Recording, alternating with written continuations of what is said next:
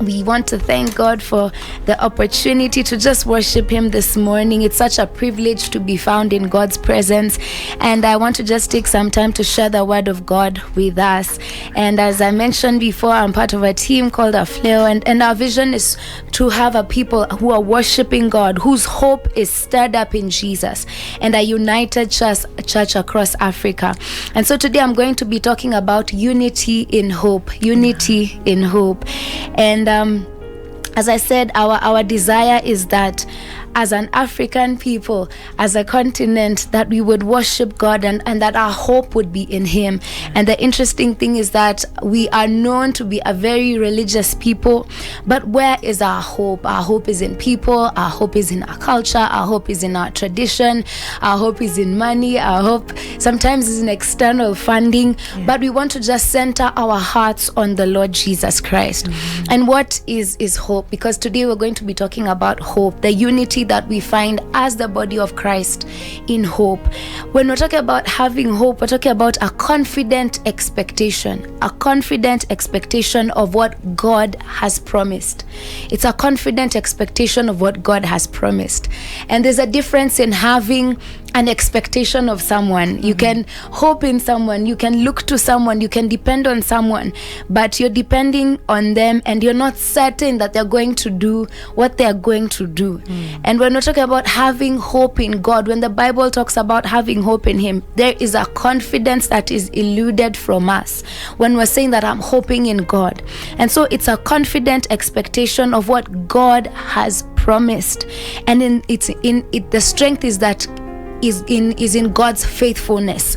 The strength of our hope is in God's faithfulness. The reason why we are confident about what He's going to do is because we know He is a faithful and He is a dependable God.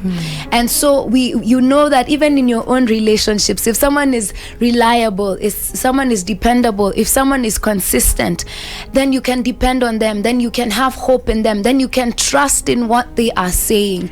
And that is what God wants our attention to be turned back and focused to Him.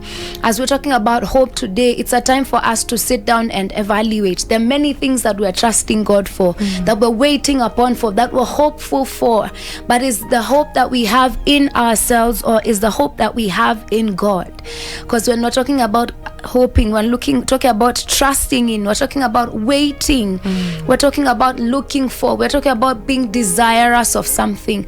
And so our attention and our gaze should be turned back to God, and that is what we're here to talk about today. And I want to read a portion of scripture for us. I'm going to read two actually. Let me read from the book of Romans chapter 15. Romans chapter 15, and I will read from verse 13. This is what it says. There's a whole account at the beginning, and it talks about God who gives encouragement and endurance. But in verse 13, the writer Paul speaks and says, "May the God of hope fill you with all joy and peace as you trust in Him, so that you may overflow with hope by the power of the Holy Spirit." And so I want to just mention outright that this hope that we're talking about is hope specifically that unites the body of Christ, that unites us in the fact that we're not only looking to ourselves, but we're looking to God. And so this is a prayer that Paul is making, or an exhortation that he is making to this particular church in Rome. And he's saying, may the God of hope, the one who has all the hope, may He fill you with joy and peace as you trust in Him, so that you may overflow with hope by the power of the Holy Spirit. And then allow me to read Hebrews chapter 6 from verse 19 to 20. And this is what it says. It says that we have this hope as an anchor for the soul, firm and secure. It enters the inner sanctuary behind the curtain, where our forerunner Jesus has entered on our behalf. He has become a high priest forever in the order of Melchizedek. And so we're talking about hope this morning. And when we're talking about hope from Romans chapter 15 verse 13, when we're saying may the God of hope fill you, there are a few things that we will take into account this morning. That number one, as I mentioned, our hope is in God.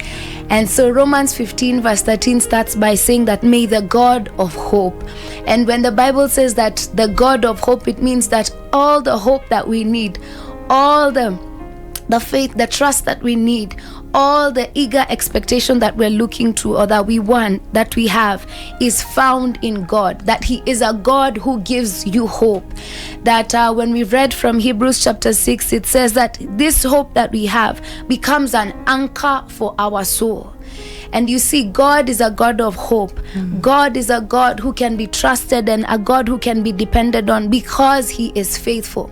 And because He contains all hope in Himself, He is able to disperse it to you. And so if you're weary this morning, if you're feeling like you're fainting this morning, there is a God who gives hope to those who are hopeless. There's a God who gives encouragement to those who are discouraged. There's a God who uplifts for those who are feeling like they're down, they're shattered, and they're battered. May the God of hope. And so it's turning our attention so that we stop focusing on people. People disappoint, governments disappoint, leaders disappoint. And you see, it's turning our attention and our focus back to God. May your heart be centered this morning, even as we're postured in the place of prayer today. May your heart be postured to look towards the God who gives hope, the God who is full of hope. And then it says, may the God of hope fill you. And so He's not lacking. And sometimes we have those friends who are encouragers to us, and even they get weary, even they get tired. You could even be that person this morning. You have encouraged, you have given, you have poured out, but God does not lack. God doesn't run out. Because He is the God of hope, He is able to fill you. And because He fills us, and because hope is a posture of being confident in what God has promised us, then there comes an outcome. The outcome is that you have joy and you have peace. And I don't know if you've been in situations where things are not going right, but because you're waiting on God, because you're looking to God, there is a peace, there is a stillness that resounds within you, the peace that the Bible talks about that surpasses man's understanding. And so that is something that we have in common as the body of Christ. And we need to pray that God will fill us with that hope, so that as believers, whether it is in the workplace, whether it is in our homes, whether it is in our families, that the peace and the joy of God will be evident, will be seen amongst us. That is something that unites us as a church of God, that we have a hope, that God continues to pour on us, that we have joy, that God continues to pour on us, that we have peace, that God continues to pour on us. And allow me to say that a generation that does not hope in God or hopes outside of God is bound to fail. And allow me to say this, even if it's controversial. We've come from a season where we are having demonstrations, and we are having a time when our hope was, there's this generation that has arisen that is going to change things in the country. And we thank God for people who have arisen. We thank God for Gen Zs and all those who showed up. But you see, hope in that generation alone is not enough. It is in the hope that we should have should be in God who works in them and through them, because He's the only one who is able to sustain them through it.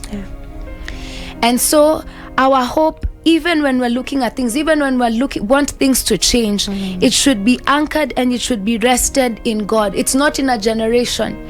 If it is a Gen Z who is dependent on God, God gives them the grace to be sustained, to be able to bring about that change. Because in the midst of trying to change things, in the midst of trying to revolutionize things, we faint, we give up. But God who gives hope enables us to rise up again. Hope is what enables us to rise up again. Hope is what enables us to wake up the next day, anticipating that things are going to change, even if they don't look like they're changing, and even if they have been like that for years on end. And you see, there are many places where we have been stuck in things, and hope is what wakes us up to believe and to trust that, you know what, our nation is going to change. Yes. Our continent is going to change. My family is going to change. You know, there could be someone here who's saying, I have this family member who has not changed. I have been waiting and waiting and waiting. What makes you keep going back in the place of prayer? It is hope. It is the confidence that God is going to do something. And you see, without hope, it's not possible for us to keep knocking, for us to keep asking, for us to keep looking to God. Yeah. And so hope becomes the proper response to the promises of God. If God has promised you something, then you wake up in hope. Wow. You wake up in hope that He's going to do something. If I believe in Him, I hope in Him. Yes. If I believe in Him, I hope in Him. And so may the God of hope, He says, fill you with joy and peace. I wake up in hope. I wake up trusting God, and I experience His joy. I experience His peace as we trust in Him. And then something interesting happens there, based on Romans 15:13, that you now overflow with hope. You become a source of hope to other people. And you see, it's a privilege that God has given us, that in the darkness that is around us, God gives us hope as His children. Yeah. And then He allows us to overflow with that hope to the people that are around us. And so I want to ask us this morning, are you feeling like you're hopeless? Are you feeling like you're drained? Go back to God to fill you, and then trust Him to use you as a vessel that you may overflow with hope to other people. And so as a community overflow, that is our desire, that we would overflow with hope in our singing, in our worship, in our prayer, in our lifestyle, in our actions, that there may be a hope that is stirred up in the hearts of people. That when you look at me, when you look at others, when you look at those who are called by the name of the Lord, that there will be an overflow of hope. That when people are seated around you, Barbara, they just say, you know what? You know, I feel better just being around you. Yes, you could be a bubbly person. You know, yes, your countenance and your face could look a certain way. But it is God in you who is exuded to other people. Amen. Which means that it's not my own sufficiency. It's not, you know, some people will say, my personality is not out there. It's not about me. It is what God is working in me that overflows from me and goes, and it influences other people and causes them to be encouraged. And so you see, we are such a great force in that. If all of us are exuding hope, if we're overflowing with hope, it means everywhere where a believer is, it should be a place of hope. Amen. Because hope is forward looking. I have hope about tomorrow, for I know the plans I have for you, says the Lord, you know, for good and not for evil, to prosper you and not to harm you, to give you a future and a hope. Hope is forward looking. Hope anticipates. Hope believes that there's something better that is coming for us. And it's so important for this to be embedded in our hearts, because we're in a season, in a time where people feel, if it is the suicide rates, they're going up. Across generations. So you can say, yes, it's young people, but no, it's across different generations. I'm trying to remember where some statistics were being shared. And if you go up all the way to 70, 80, and you come all the way down to a 9-year-old, and that is in this country. Oh my. We cannot afford to be a people who do not have hope. So may God give us hope. May God enable us to overflow with hope. And then finally in that Romans 15, it says that it is by the power of the Holy Spirit. It is by the power of the Holy Spirit. Why? Because the Holy Spirit who lives within us, He gives us life. He regenerates us. He renews us day by day. The Holy Spirit reminds us the words of Christ. The Holy Spirit is talked of as a stream of living water that flows from within us. that we do not thirst any longer, but we continue to drink from that well. We continue to receive from him. We continue to receive life from him. We continue to receive joy from him. We continue to receive peace from him. And so may we overflow with that hope, knowing that it is not by our own power, but it is by the power of the Holy Spirit.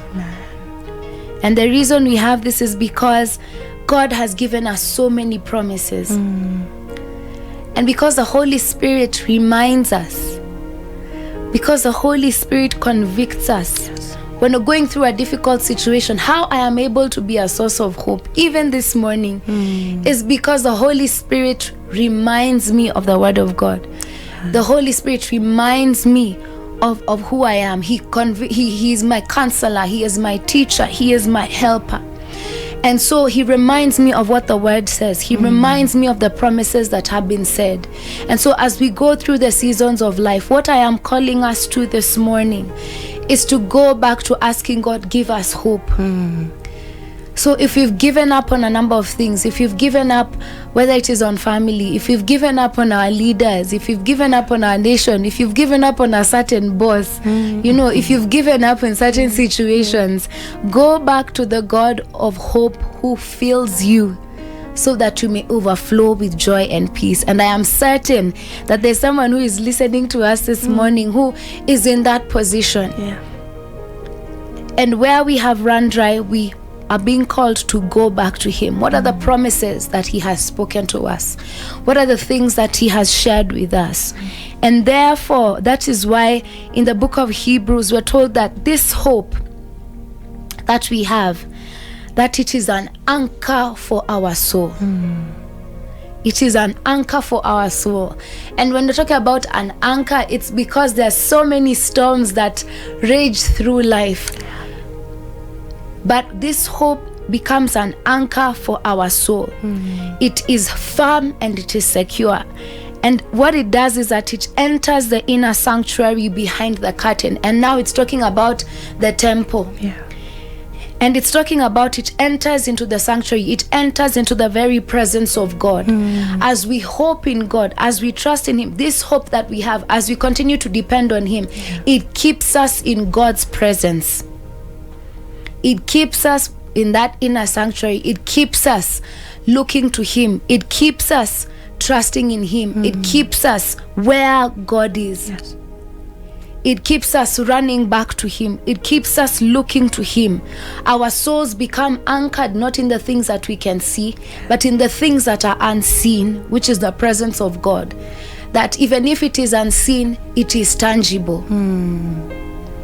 And so it keeps us in the place of abiding in God's presence. Pearl Radio, the home of fresh and classic hits.